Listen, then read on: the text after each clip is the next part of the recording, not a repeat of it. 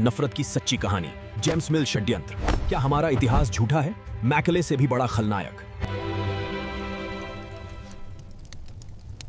नमस्ते भारत, मैं हूं कृष्णाकांत तिवारी। आजकल आप सोशल मीडिया खोलिए, न्यूज चैनल देखिए या किसी कॉलेज के कैंटीन में बैठ जाइए और तो और कहीं नुक्कड़ पे चाय का चुस्की भी लीजिए, एक नैरेटिव आपको बार बार सुनने को मिलेगा। इस देश का सारा सत्यानाश ब्राह्मणों ने किया है। क्षत्रिय या राजपूतों ने हमेशा से गरीबों पे अत्याचार किया है। ये शोषक है और ये अत्याचारी है। हम सबने ये बात इतनी बार सुनी है कि अब ये हमें सच लगने लगी है।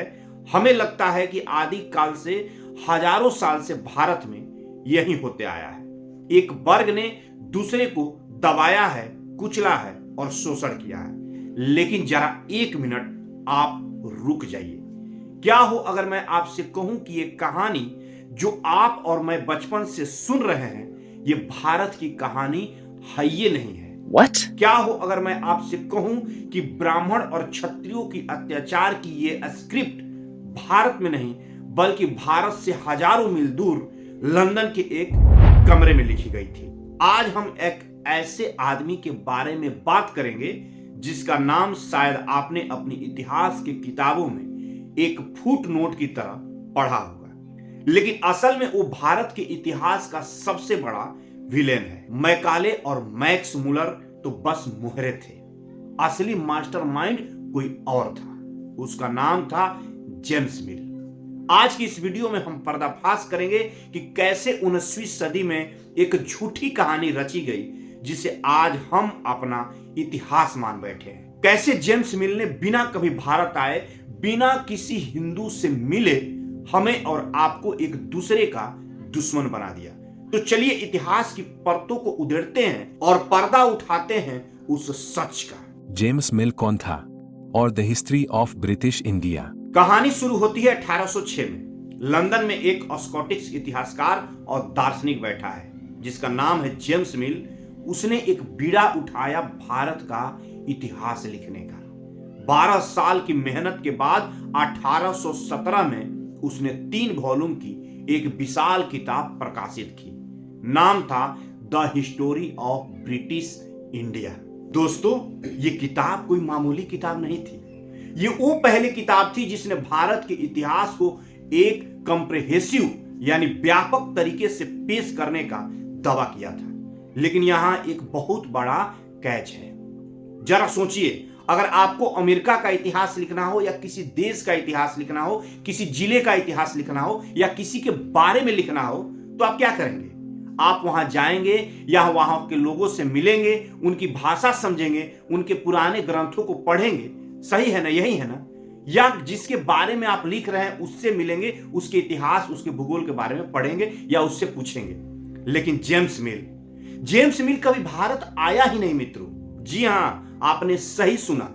जिस आदमी ने भारत का सबसे प्रभावशाली इतिहास लिखा, उसने भारत की धरती पर कभी कदम ही नहीं रखा।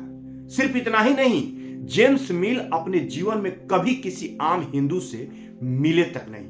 हो सकता है लंदन में राजा राम मोहन राय से उनकी एक मुलाकात हुई हो, लेकिन उसके अलावा उनके भारत से कोई वास्ता नहीं था। यहां तक कि राजा राम मोहन राय से वो मिला था या नहीं था, इसका भी कोई इतिहास में जिक्र तक नहीं है। उस व्यक्ति का पूरा ज्ञान उन टूटी फूटी रिपोर्ट्स पर आधारित था जो अंग्रेज अधिकारी या मिशनरी भारत से लंदन भेजते थे। अब सवाल यह है कि जिस आदमी ने भारत को देखा ही नहीं, उसने भारत के बारे में क्या लिखा? जेम्स मिल ने अपनी किताब के पहले 7 चैप्टर में हिंदुओं की धज्जियां उड़ा दी। उसने लिखा कि हिंदुओं को इतिहास की कोई समझ नहीं है। भारत की सभ्यता बर्बर और असभ्य है। भारत का समाज सिर्फ और सिर्फ अत्याचार पे टिका है, जहां ब्राह्मण और क्षत्रिय मिलकर बाकी समाज को लूटते हैं। ये शब्द मेरे नहीं है मित्रों, ये जेम्स मिल के शब्द हैं। उसने हमें डरपोक, कमजोर औरतों का शोषण करने वाला और लालची बताया। उसने डिक्शनरी के सारे बुरे विश्लेषण हिंदुओं के लिए इस्तेमाल कर डाला। लेकिन उसने ऐसा क्यों किया?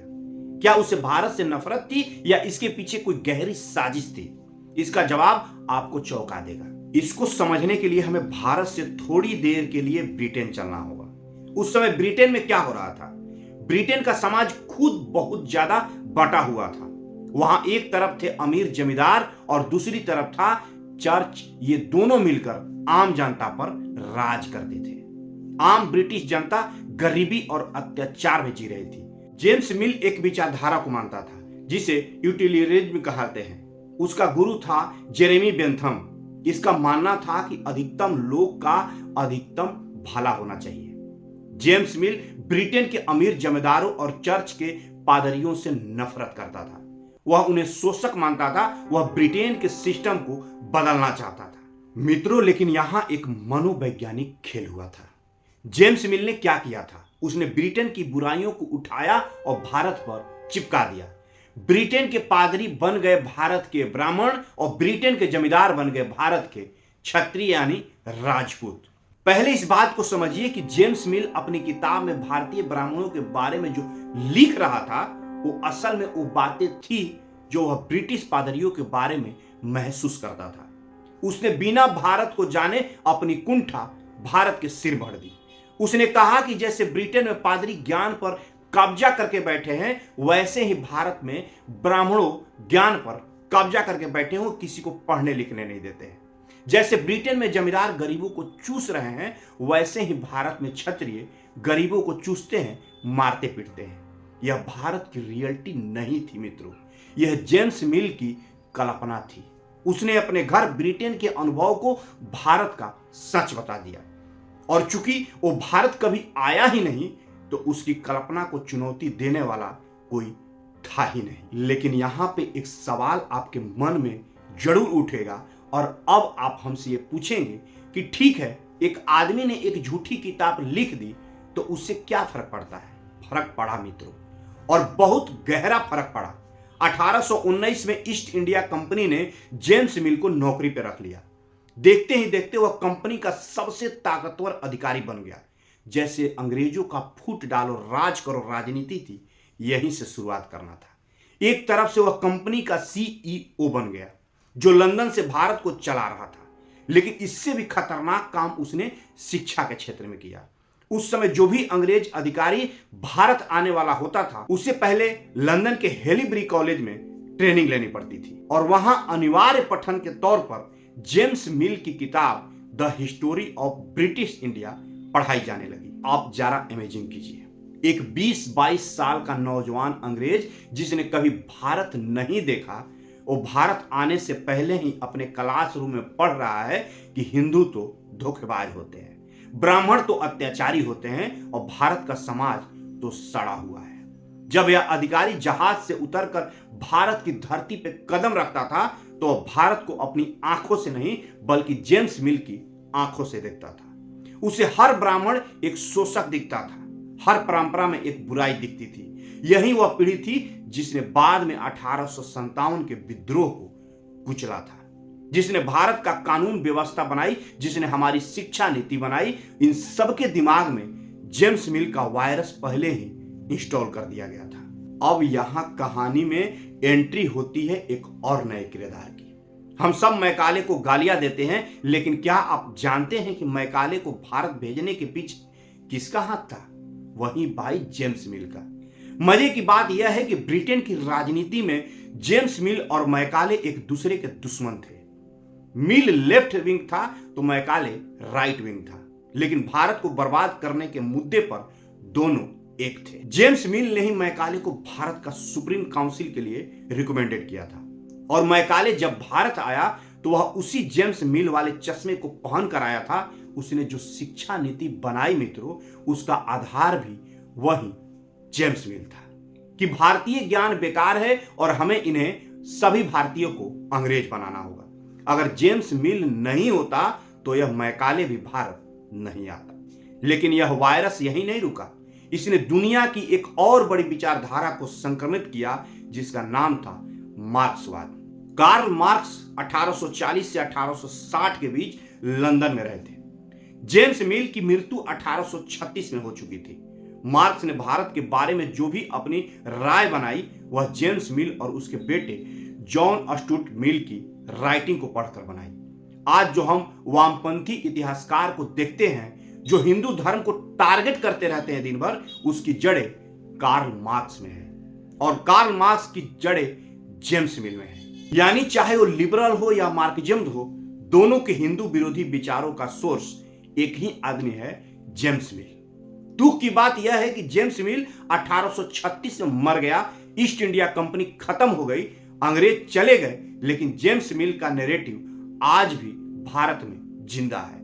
आज भी हमारे स्कूलों में, हमारी यूनिवर्सिटी में जो इतिहास पढ़ाया जा रहा है, उसमें जेम्स मिल की परछाई झलकती है।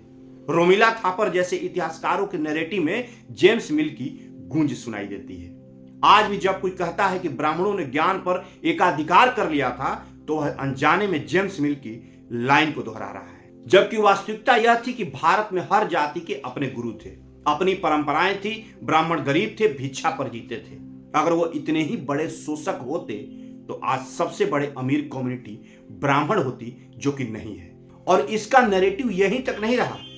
भीमराव अंबेडकर के जो वो किताब थे, जहां उन्होंने कहा और लोगों में बैमनस फैलाई कि हमारे पूर्वजों को जो गले में मटका और झाड़ू बांधते थे, इससे और देश में बैमनस फैला। तो दोस्तों, निष्कर्ष क्या है? निष्कर्ष यह है कि हमें अपने दिमाग को डीकोलोनाइज करना होगा। हमें समझना होगा कि हम अपनी ही जाति के भाई हो, चाहे वो ब्राह्मण हो, चाहे वो राजपूत हो, उससे हम क्यों लड़ रहे हैं? क्या यह लड़ाई हमारी अपनी है या यह 200 साल पहले एक अंग्रेज द्वारा हमारे दिमाग में डाली गई थी? हमें अपने मूल ग्रंथों को पढ़ना होगा, धर्म शास्त्रों को पढ़ना होगा, वो भी अंग्रेजी अनुवाद वाला नहीं भाई, अपने ही संदर्भ में। तब हमें पता चलेगा कि भारत वो नहीं था जो जेम्स मिल ने बताया था। भारत वो था जो ज्ञान, त्याग और सह अस्तित्व पर टिका था। जेम्स मिल तो पहले बहुत मर चुका है, लेकिन उसका झूठ हमारे बीच आज भी जिंदा है। अब वक्त आ गया है उस झूठ को दफनाने का। अगर आपको यह वीडियो आंखें खोलने वाला लगा तो इसे जरूर शेयर करिएगा, उन लोगों तक पहुंचाएं जो आज भी उस नशे में जी रहे हैं जो ब्राह्मण राजपूतों ने अन्यों पर अत्याचार किया है। आपका इस बारे में क्या सोचना है, कमेंट में जरूर बताइएगा। मैं मिलूंगा आपसे अगले वीडियो में एक और सच के साथ। तब तक के लिए जय हिंद, वंदे मातरम, भारत माता की जय।